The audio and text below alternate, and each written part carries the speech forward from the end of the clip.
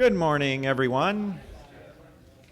More power to the bright and chipper who are here for this early morning hour and for what promises to be a fascinating and very interesting talk for us.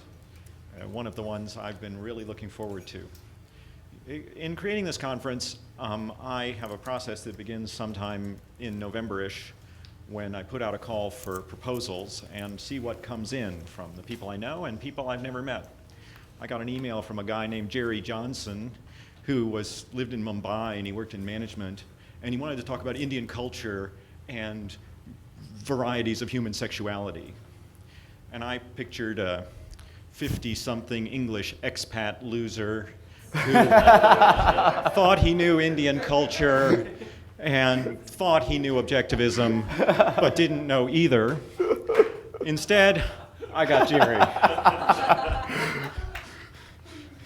who knows what he's talking about. 30-something and everything else applies. Yes, knows Indian culture, lives there, does that, and is a thoughtful person, and who knows his Objectivism.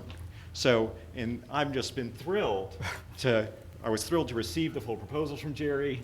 I was thrilled to realize my first impression was totally off base, and I've really been looking forward to this talk.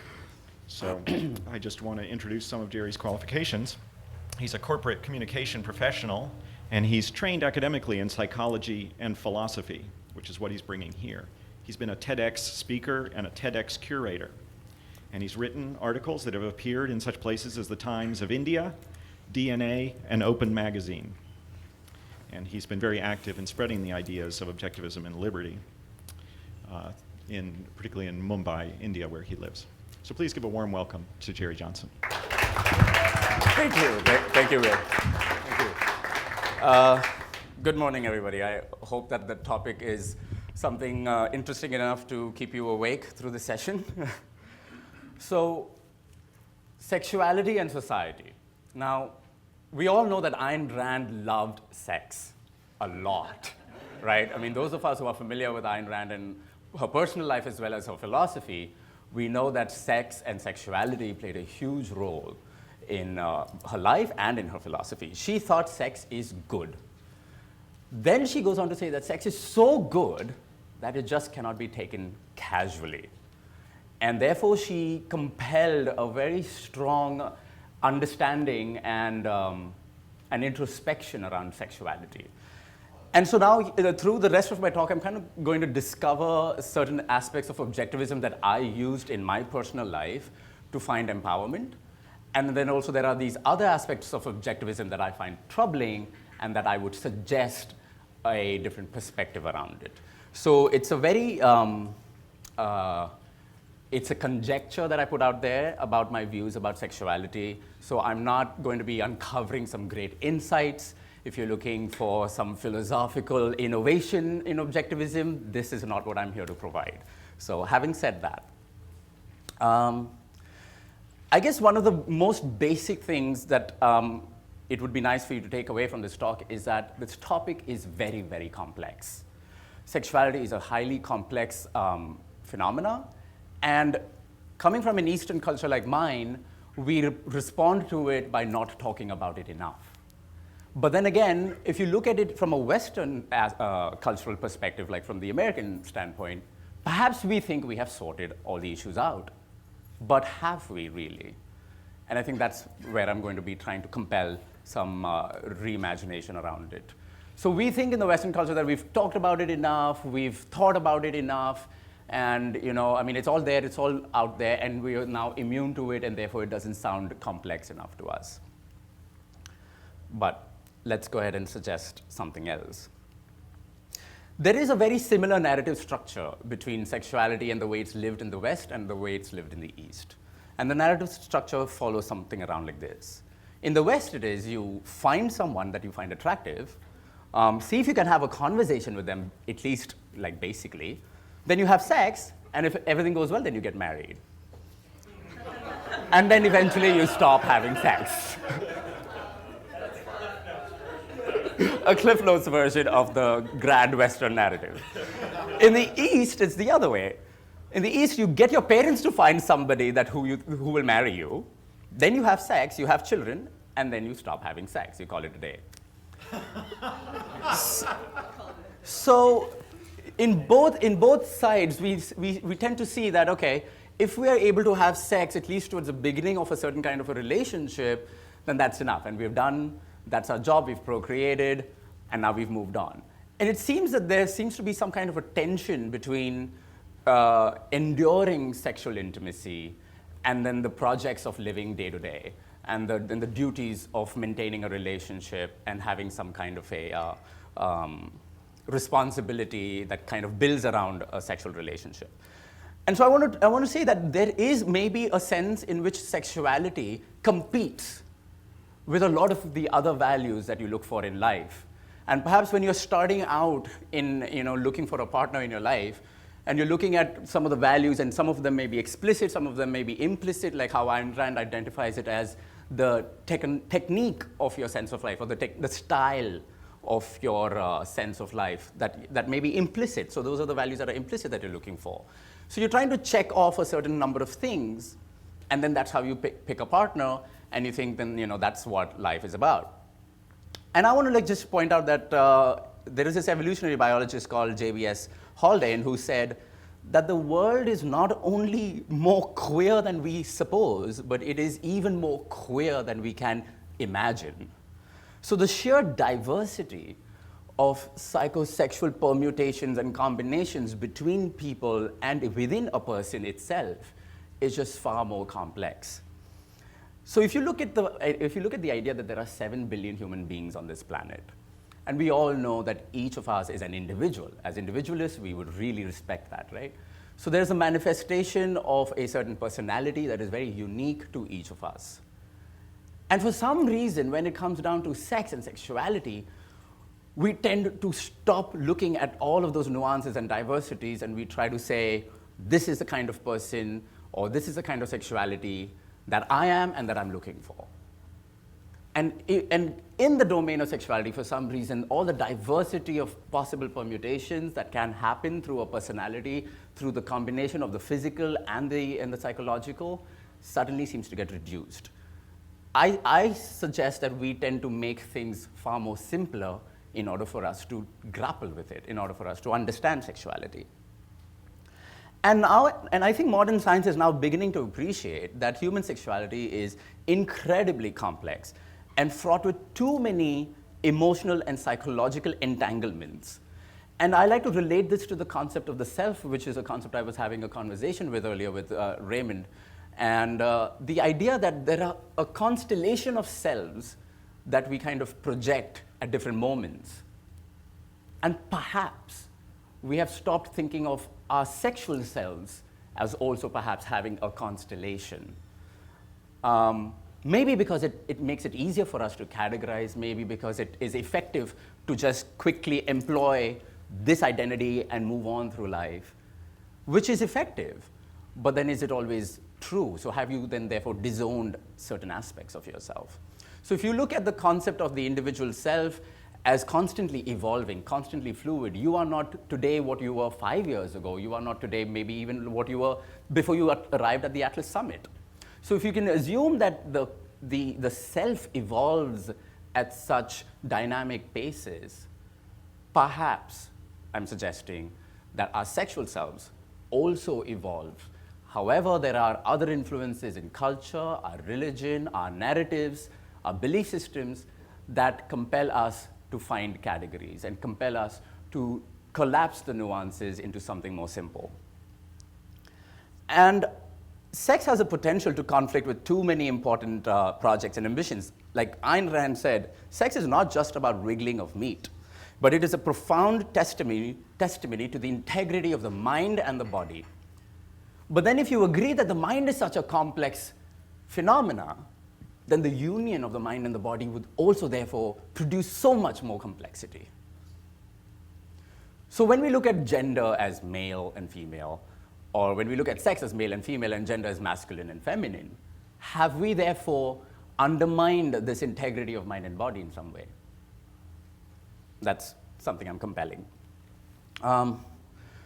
what we consider sexy can give us a glimpse into what we value and what gives meaning to our existence.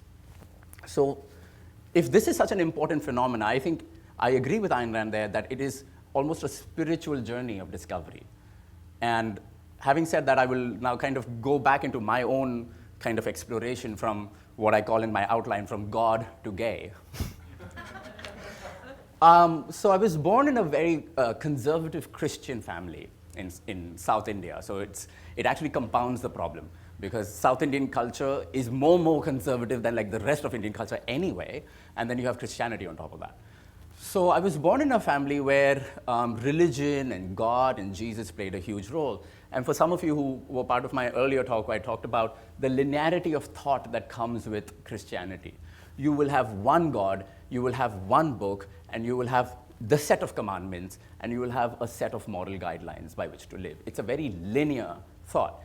Any deviation from it is an aberration, is immoral or unnatural, looked down upon, anathema.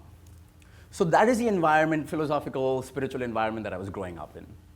And then as I was evolving into my sexual self, I wouldn't say that I kind of thought that I might be gay, but I kind of discovered perhaps that there was something strange, queer about me, in the sense that I didn't think the same way as the other boy in my class felt about the girls or about women or about what they were talking about.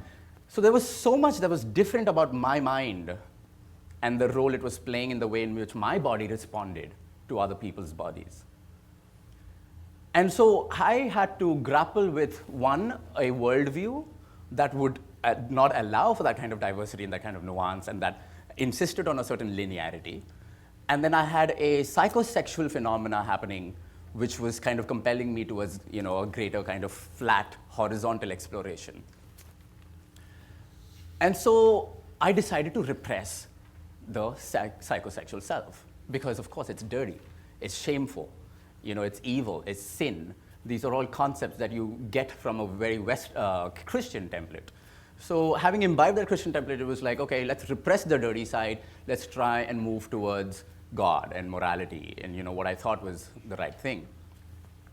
Eventually, of course, through studying and kind of just being exposed to more and more ideas and thinkers and people, I moved closer and closer towards rejecting one God cultures. So I kind of moved from Christianity and then kind of studied Islam a little bit, moved away from Islam and started getting into Buddhism, then moving into Hinduism. And that's kind of how my appreciation for Hinduism as a philosophical way of thinking about the world has appreciated.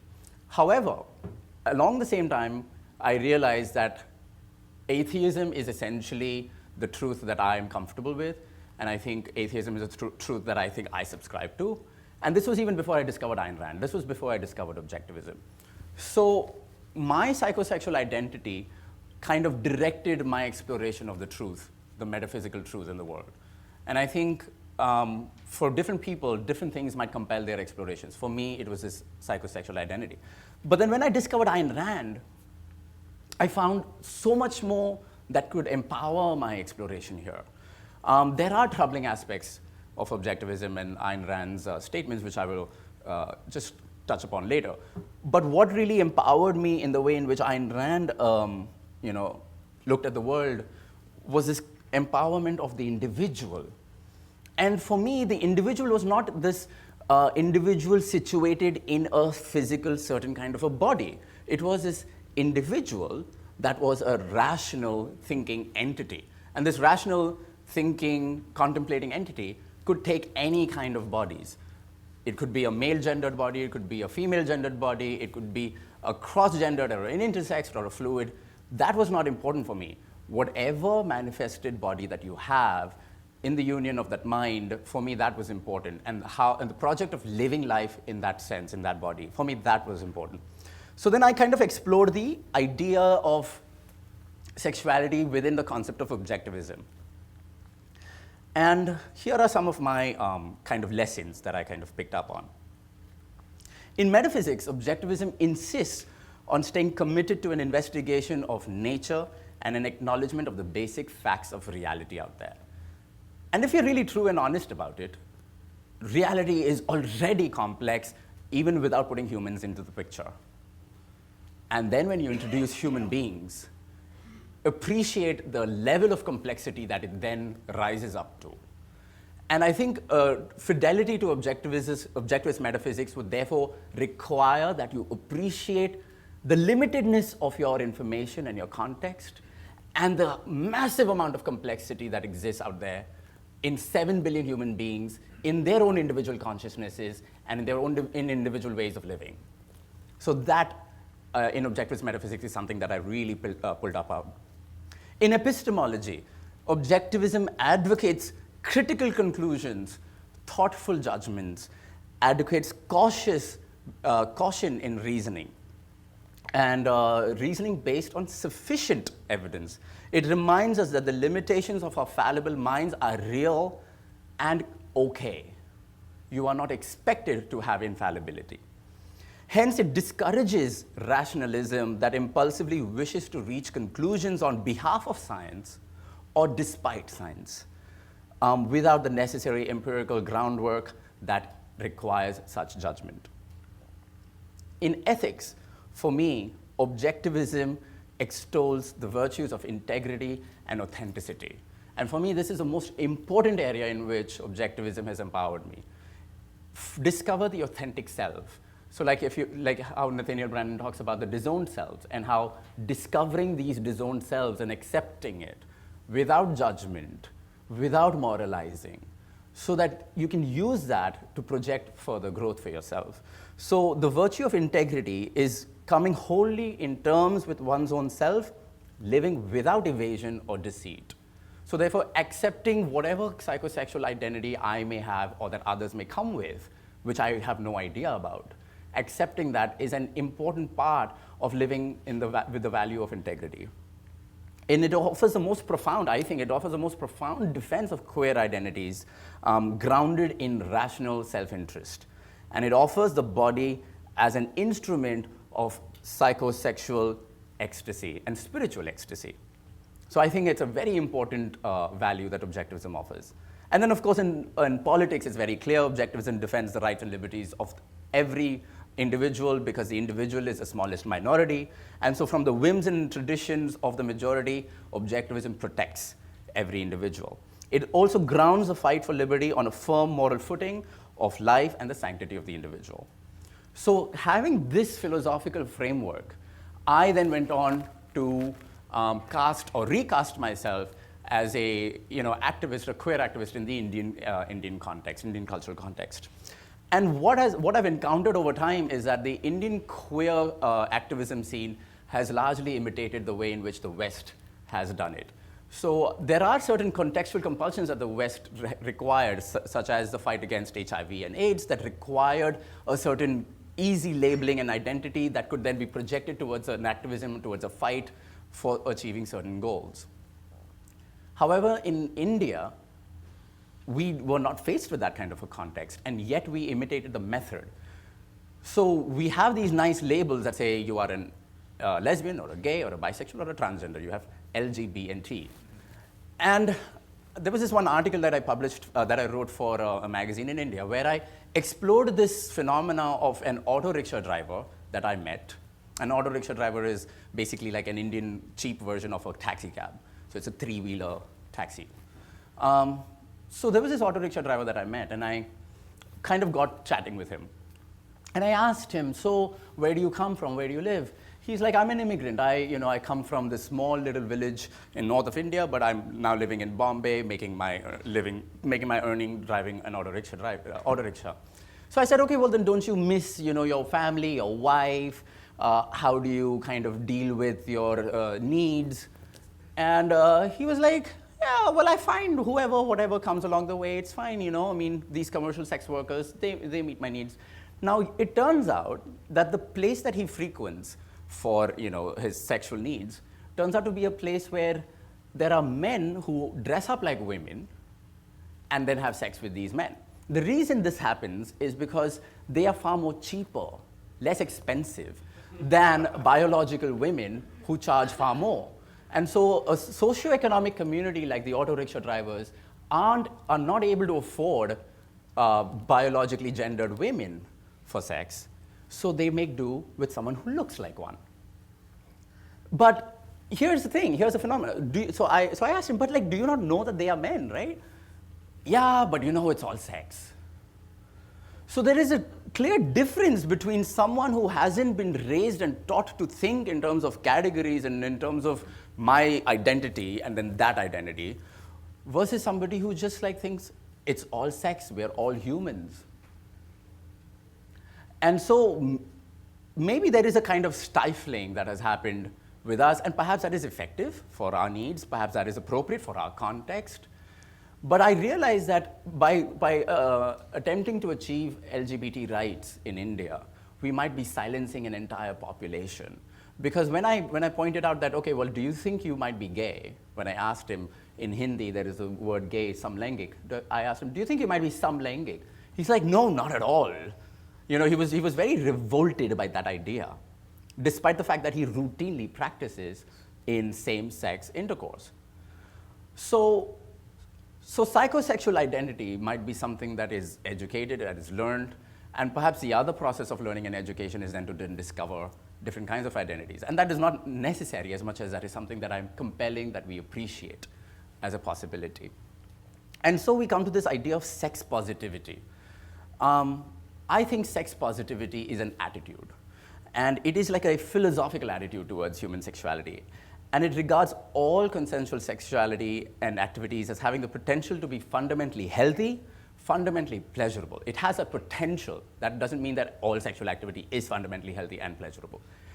But it tells you that this is the orientation to approach life with. And therefore, it encourages the negotiation of sexual exploration with mutual respect.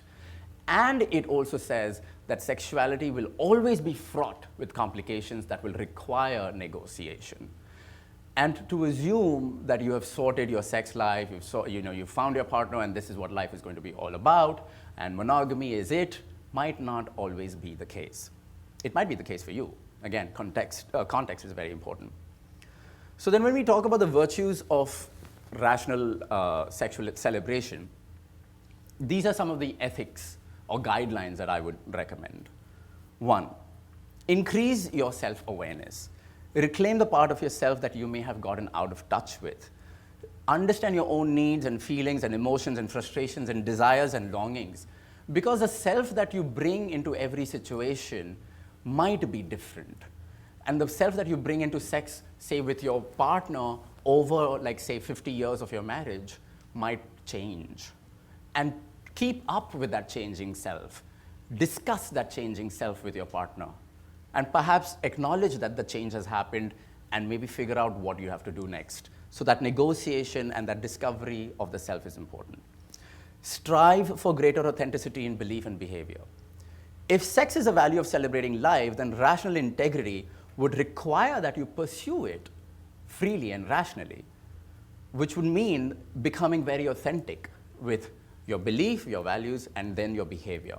So be authentic to yourself about who you would want to celebrate this life with, explore the value of sex with, and it may not just be one person. And that might be something that you might have to ask yourself about or challenge yourself about. Feed into a heightened self of self-awareness. By accepting what this reveals about yourself, seek to change aspects of yourself without judgment, without moralizing, moving towards self-affirming values. Explore sexuality freely, honestly, without fear, shame, and guilt. There's another thing I want to point out in terms of the idea of guilt. In Indian society, we look at sex as shameful because, it's like walking out on the street without your clothes on, you would be ashamed. But there is no sense of guilt associated with it. And so perhaps you might want to, discover the roots of an experience of guilt. Is that coming from a psychological subconscious framework of sin, of immorality, that might be not appropriate in the objectivist secular context that we function within? And then I want to talk about how in India, because there is this concept of queer identities that has been historical, there are stories in our culture that are filled with queer deviations of gender and identity. And a lot of that has now kind of moved on. They've kind of brushed aside. If some of you are familiar with some of our temple carvings and also the book Kama Sutra, it explores the varieties of ways in which the human body can be pleasured mutually as well as with its own self. So I just want to quickly give you some examples of the 30 different queer identities that are officially recognized in Hindu scriptures. There is a warrior who became a man to satisfy his wife, and on the battlefield became a wife to kill the enemy. Became a woman to kill the enemy. So that there's a whole story that chronicles this man's journey. There is a god who became a woman to deliver the child of a devotee. And there is a whole story that chronicles this relationship. There is Chundala, who becomes a man to enlighten her husband. So she was a woman who found her husband needing a certain form of an education and becomes a Brahmin to teach. And then there's a story around that. There is this Bhan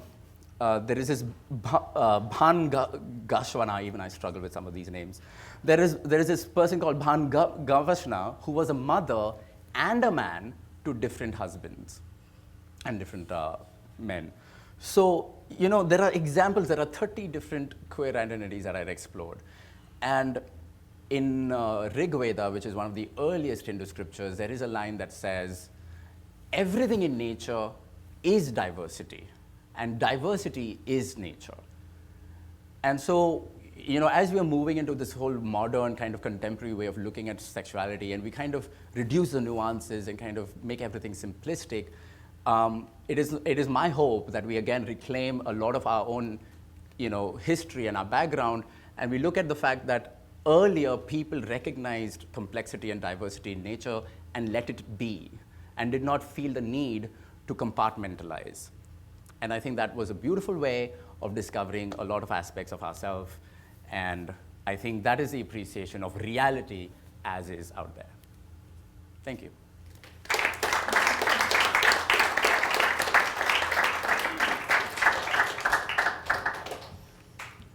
Well, we have ample time for questions.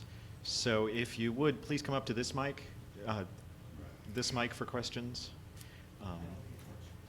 so that you can be immortalized and the wisdom of your question shared with thousands of people. Great talk, Jerry. Second great talk here, actually. I have a number of things to say, but one thing that your talk reminds me of, this idea of it's very hard to think of how sexuality could evolve without social constraints and social tendencies to want to fit into one group or another, as you sort of advocate. It's sort of a difficult world to predict, and it's hard to tell whether the groups that are formed are a result of are a result of natural issues in the way that sex is expressed, or if there are constraints on it. But I don't know if you followed any trends in the gay community, gay and lesbian community, LGBT community in the U.S., but initially it seemed to have been sort of demarcated as very much separate from the rest of society. Right. And sexuality was defined much more extremely as Right. either same-sex or heterosexual. Mm-hmm.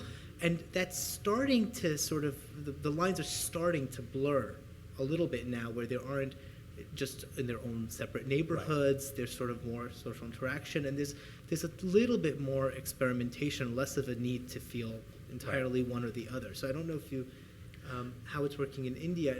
It makes me, it's your question, but at least one thought I'd like you to comment on is the possibility that you might need to initially define yourself as separate from a group before you can appreciate the nuance. And I completely appreciate what you're talking about in terms of the American trend, and that's what I alluded in terms of a context that necessitated that form of definition in order to therefore project it into a battle and an activism. Where those compulsions are lacking, these labels and definitions tend to become oppressive. It tends to become alienating. It tends to become the other and me. And I think that is what some cultures in India, for example, are probably going through now. We're going through a very westernized way of fighting for queer rights. And it seems to be that the left and the postmodernists are the champions of these, of queer rights. And here I'm looking at objectivism, and I'm seeing a very strong philosophy that tells you reality exists. But the thing is, we tend to think of reality as, very, very like, oh, okay, yes, A is A, and therefore yes, no, and, But even Ayn Rand would not have advocated that kind of simplicity. Obviously not. So let's try and use a rational philosophy that actually works in order to defend queer rights. And I think defending rights for queer people ends up also liberating a lot of the straight, normative, the normal heterosexual community. It ends up liberating them to explore their sexual sides far more. And so therefore, I would say that there is a project in which many of us can join in, not just the queer community, the project of sexual emancipation for everybody, founded on a very rational philosophy that seeks to appreciate reality in all of its complexity, that doesn't put an end to the concept of reality as this way. So, I mean, does that kind of get to your question? But I guess the point is that, yes, there are certain contextual constraints that will change in the way in which a community's identity evolves. Yeah. I would ask you to comment further on shame and guilt in the context, number one, in at least the Western culture, it seems that our acceptance of queer rights, in your term, is unfortunately associated with guilt and this victim mentality. So now we're all guilty, so now it's okay. Right.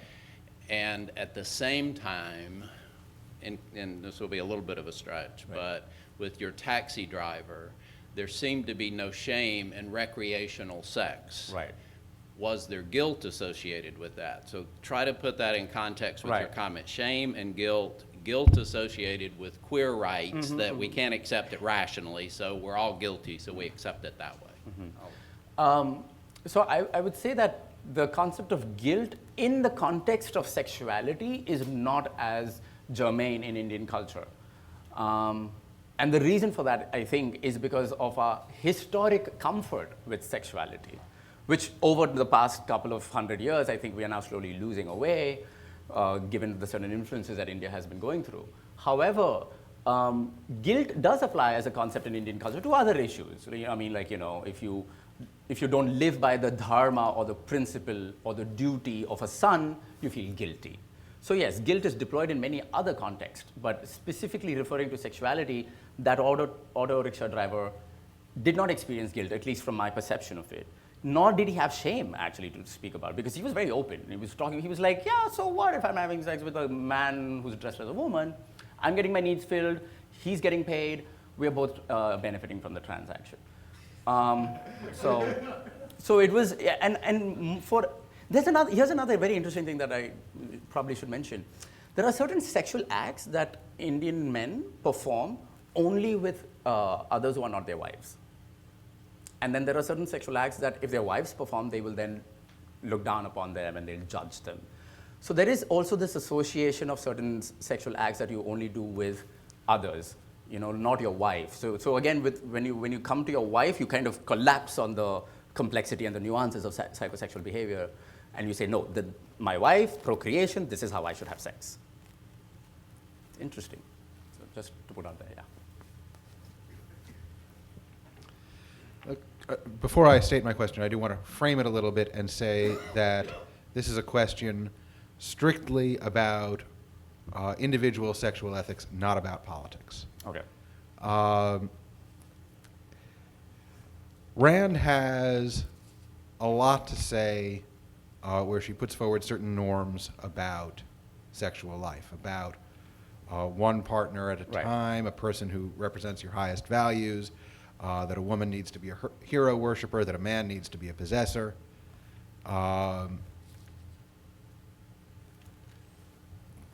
Do you think, A, that any of those particular prescriptions have any value? B, that any other prescriptions might be arrived at philosophically that would have value? Right. So to answer A, I think Rand was functioning in the context of her time. And so given the context of her time and given the empirical evidence available to her and given her own kind of temperament, she pronounced a few things. So there are some troubling things that she said, obviously, about homosexuality as well as sex in general. For example, she says, tell me what a man finds sexually attractive and I will tell you his entire philosophy of life. An overreach, a massively simplistic overreach. I don't know if I should even get into how that is so wrong. And then to address B, I think the principles that I identified in my talk about objectivism, I find that philosophically strong enough to propel my exploration of the self as an individual, as a queer person. So I do find power within her philosophy, but then I find her certain expressions of her philosophy troubling and not necessarily informed. But then also I will consider the context from which she functioned. Yes. So I wanted to broaden this. I mean, the sexuality is very interesting, what you've said, but the whole of European culture, due to the centralized state religion sort of matrix that has strangled Europe for so long, it has, and European-derived cultures, and India in a way luckily has preserved some of those original variations. You might call it a jungle, which in European cultures has been cut down to neatly trimmed little lawns with maybe occasionally allowing a little wildflower to stay preserved, but not just in sexual terms, but even in things like music and food and sort of other cultural practices that have been just brutally suppressed over the years. And this is something that I think even objectivists, with their understanding of how the individual might be persecuted, are not aware of the history of how brutally this has happened. How, for instance, in Scotland, the traditional dancing and costumes of the people were like forbidden by law. By the English government, and that's just one example of many that can come up with. And so I just want to say, I really liked your presentation on the sexual issues, but it's not just sexual. There's all kinds of cultural things that have been suppressed in this way. So the other parts of it was discussed in my earlier talk, where I talked about how there is a lot of linearity and a lot of kind of collapsing into a median that happens with a certain Western template that is highly informed by a Judeo-Christian worldview. And I think I see a lot of power in objectivism to kind of explore that and move away and become very, very open. Like we talk about open objectivism, or like we talk about the evolving selves. So there are so many aspects of reality that are so much more complex, and to appreciate that complexity and respond to it. And actually coming back, like connecting that to the earlier question, Rand would have certain views, again, a victim of the context and a victim of the way in which she thought, her personal temperament. But then objectivism allows you to be so contextual. Ultimately, an individual's context will decide the morality of the situation. So, however I deploy myself in a certain reality or in a certain context, in that reality, and then evaluate what value I'm pursuing based on that standard of life-affirming pursuit, that will dictate morality for me. And that context may be very different just because, as I said earlier, human minds are so complex. Each of our human minds are so much more complex, so much more nuanced, and so different from each other. So before Rand or anyone else can make a blanket judgment about a statement like, show me the person you have sex with and I'll tell you your entire philosophy of life, I think there is a complete erasure of that individual context that needs to be respected. So that would inform my ethics, individual ethics in that situation. Yeah, I think Rand, the key thing to remember about her is that she didn't try to impose her beliefs about sexuality on others. So just because she felt one way about it doesn't mean she felt others had to follow her prescription for it. I was going to talk about how you started the talk, and you said something really interesting, which is in Western culture, compared to India, sex is everywhere. And that's true, because we all know that sex sells. But just like Indian culture, we don't talk about it. I love the line, everybody does it, but nobody talks about it, because it rings true. Right. What I wanted to ask you about was your point about how Christianity, and specifically religion, because not just Christianity, but Islam as well, yes. particular, have stigmatized sex and changed our perception of it, particularly homosexuality. Right. And I wanted to know if you had tried comparing your view of the world with the way things were back in Roman times, before Christianity and Right. Islam came about, because the attitudes were very similar back then to what you were describing. Correct. And there are kind of two theories that, one, it's religion that changes our view about sex because it stigmatizes it, it gives us that guilt, Right. that feeling of sin. And then there's another that tries to argue that this big uptick in homosexuality right now that correlates with what happened during Roman times is because of population density, and that triggers a biological change which causes more homosexual people to be born. Whatever that reason may be, but that, I mean, whatever the cause is of such phenomena, that's not really the important thing. But you brought up a good point. In Roman and Greek times, pre-Christian times, a lot of the LGBT rights activists tend to project those societies as ideal, where homosexuality flourished and it was also respected. There are some interpretations that say Greek societies considered homosexuality to be the highest form of sex, because it was sex purely based for pleasure and not for procreation, which would be a utilitarian projection of sex. So there are all of these interpretations of that society. However, I look at it as them not having reached categorizations of psychosexual identities yet. So therefore, they were not being homosexuals having sex. They were being humans having sex. And I think with religion, and also I think with the increase in terms of like conceptualized kind of groups and identity formations, other us kind of formations, in order to have certain battles fought, or in order to win certain rights or certain goals to be met, there has become this movement towards collapsing nuances, collapsing diversity into neat groups. And the left has been very good at exploring these issues, which I don't think necessarily has to be the domain of the left. We can do it as well. As objectivists, we can start analyzing, becoming incisive about our categories, becoming incisive about our psychological identities, and exploring what reality really is. I think we can do that. You talked a lot about the psychosexual self, and I was just wondering if you wanted to expand a little bit more on the difference between the physical and the mental, sex versus love. Right. So sex can be within the context of love, but not necessarily. And love can or should necessarily at least begin with sex. I'm assuming of romantic love necessarily begins with a lot of sexual attraction as well, but it doesn't necessarily have to be enduring. For example, just because you are now old and you are companionate and you've become intimate doesn't mean that, because you don't have sex anymore, you're not lovers. Okay? So sex becomes from an activity to then just a kind of a relationship or an attitude, that my relationship with my lover is still sexual, even though I may not perform the sex act. But when you speak about the psychosexual self, do you mean when you reach the apex of that, you're with your lover and you're making love, as opposed to when you're just trying to fulfill a physical need by having sex? Like you spoke about the rickshaw worker who had to fulfill a need. Right. See, I again would I would hesitate from putting this on a hierarchy, because that kind of again tends towards this linearity of thought, that this is how we go about the hierarchy of love and romance and sex.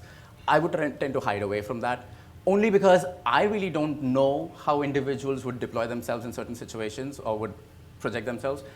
Personally speaking, I would think of sex and in the union of love as to be a very beautiful thing, and perhaps one of the most, ecstatic things that one could experience in life. However, there are people who can have sex without necessarily having romantic love and yet having a very, very beautiful moment with their partner at that time. And whatever their context might be, that is unique to them. And so I don't put that as better or worse in a hierarchy. I put them as different ways of being.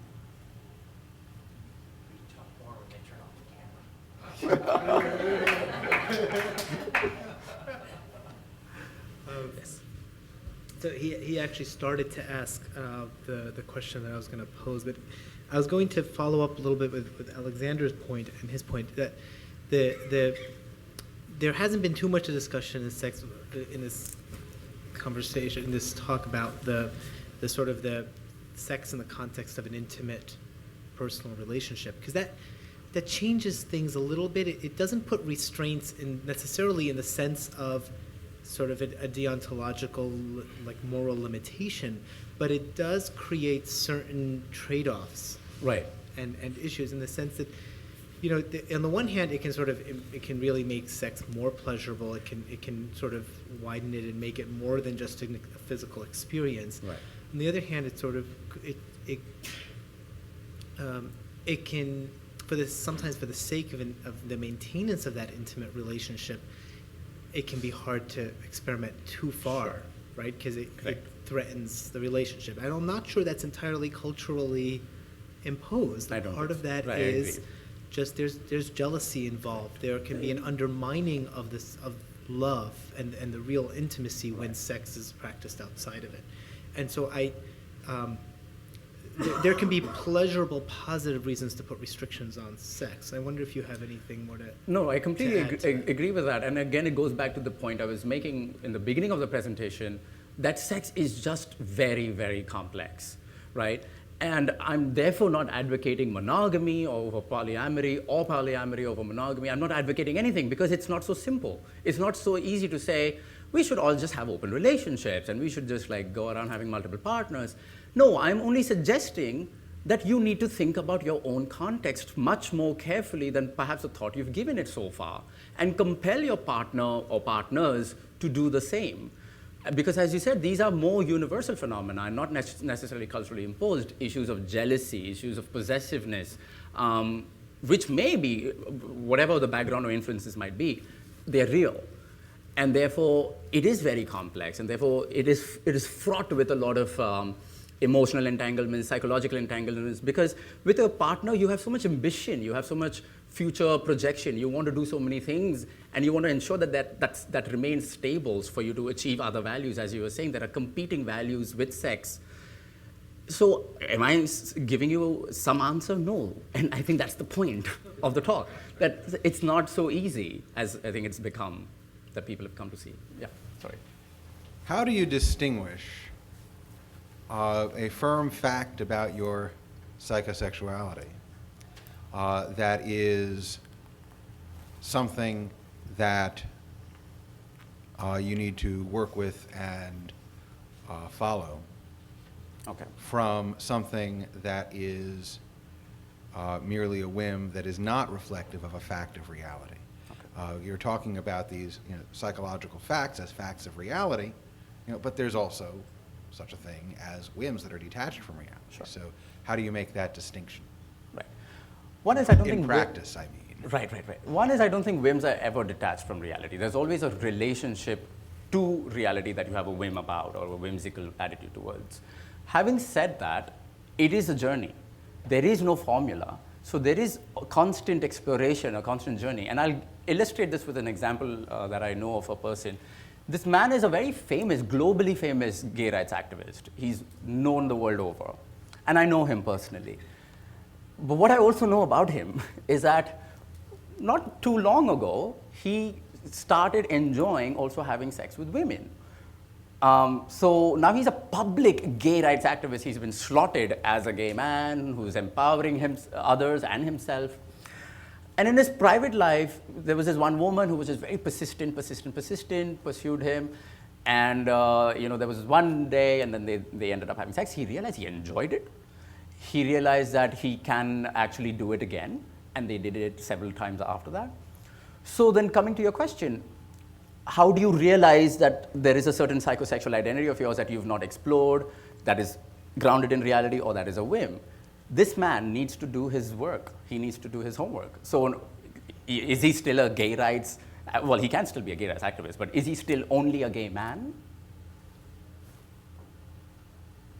So he has to do his work. He has to answer it. Each individual has to answer, and it's a journey, and there is no formula. I would not say that you do this and you do that and you analyze it this way and then you get the answer. At least that's not the way in which I would look at it. This may be our last question. Sure. Yeah, we have like 2 minutes. Okay.